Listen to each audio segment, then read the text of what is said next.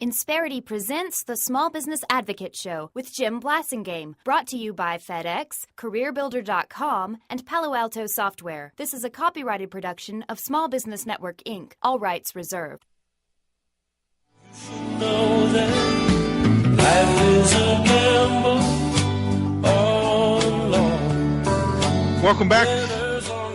Atlanta Rhythm section bringing us back. Thanks for hanging out with me. 7 till the hour. I'm Jim Blasingame, and I am the Small Business Advocate. None other. Bill Brandt's our guest. There is nobody else like him, too. He's the president and the CEO of Development Specialists, Inc., DSI.biz. It's his website. I encourage you to check it out. Bill is a global thinker, a very smart guy, well-connected. Bill, I wanted you to give my audience a little bit of a perspective on how you think the U.S. and the global economy are going right now. I'm troubled by the fact that workforce participation, as we call it, is at an all-time low. And there are more Americans not in the workforce than at any time than just before World War II. A lot of that this time isn't due to the recession. Some of it is. A greater portion of it, in my mind, Jim, is due to the job dislocation that has followed what I call the information technology revolution. Mm-hmm. There are a lot less jobs Jobless putting recovery. bricks on mortar than there are writing codes in software. And that's something for which most adult Americans are particularly unprepared for. And Bill, I talk to people all the time. I talked to someone last week who said they have a job to have a job opening, they can't find qualified people. Well, the good news is, and it is good news, that the cost of labor in China, Malaysia, and the others is now beginning to look what it is in the United States when you add the freight cost because of the fuel. And so their manufacturing is about to undergo a renaissance in the United States. Inshoring. Onshoring, as it's called, or inshoring, yes. Yeah. That's the good news. The bad news is that the reason we can compete with these other economies is we've increased our cycle times, our production times, and we've done that through mechanization. So where it once took, as we now, like the steel mills when we did the mini mills, where it once took 200 guys or ladies to make a bar of steel, it now takes 10. And so the good news is we're getting those industries back. The bad news is they're so streamlined and technologically driven. Exactly. Yeah, I talked to a paper mill. I tell the story all the time. I talked to a man who built a paper mill and operated till a resident manager came in. I said, how many of your employees use technology in the direct performance of their job, a computer?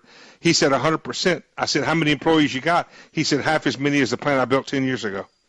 And it's going to keep going like that. So the good news is making things jobs are coming back to America. The bad news is it doesn't look like your daddy's factory. No, it doesn't. On the other hand, it does provide a lot of work for people who repair those devices, if you will. And that is a certain, and that's a technological skill that doesn't require a PhD. That's the kind of stuff that the Rye and the others. Do you believe that the reason we have such a poor participation is because we didn't? Are we going through a cycle that just has to work its way out, or did we really not prepare people for these jobs? A little bit of both, but the problem is, Jim, there's a great tendency in America when something goes like this to go find somebody to blame. Right. And the truth of the matter is, when the Industrial Revolution happened in England back 200 years ago, I'm sure they were blaming or trying to figure out who to blame. It is the evolution of history. There is always some catch-up. We need to do better, especially job creation for our kids between 20 and 30. They're hit real hard, as well as our African-American and Hispanics population. We've got to do better. And I think people understand we have to do better, and there's a consensus developing, but we're not there yet. This could take a generation, at least a generation, to work this out, won't it?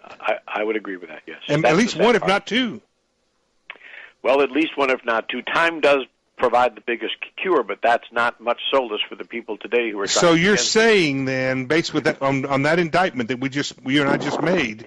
We're saying that the global growth is going to be moribund for maybe a generation or so.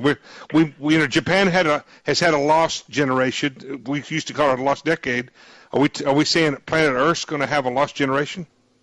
Somewhat. It's not just stuck on America. You and I have now seen mobile phones coming out with completely new apps in a span of 18 months. There is no way you can teach a bunch of kids today what's going to be the technology in 10 years because it Right. is evolving exponentially. And so we're doing the best we can, but we're not the world's dummies either. Right. They're having the same problems in Sweden and Right. Finland.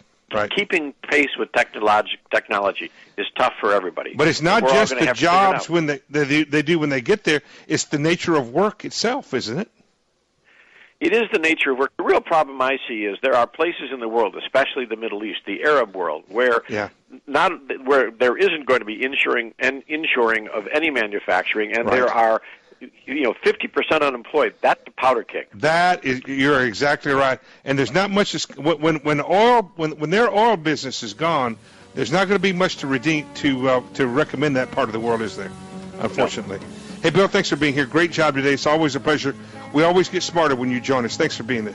Jim, thanks so much. Look We'll forward see you to next talking time. with you again. Bill Brandt, ladies and gentlemen, a great American. He'll be back another day. I'll be back, but not today. I'm Jim Blasingame. I'll see you later.